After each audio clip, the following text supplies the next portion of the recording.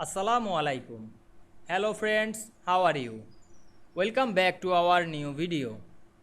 In this video, I am going to show you how to remove header and footer size in Microsoft Word. Let's get started. At first, we have to open a Word document. Then we want to remove header and footer size. Click the Insert menu. Then we double click the header option.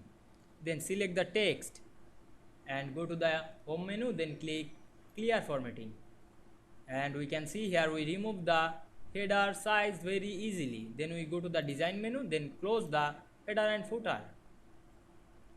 Now we can see here we remove this header and footer size very easily.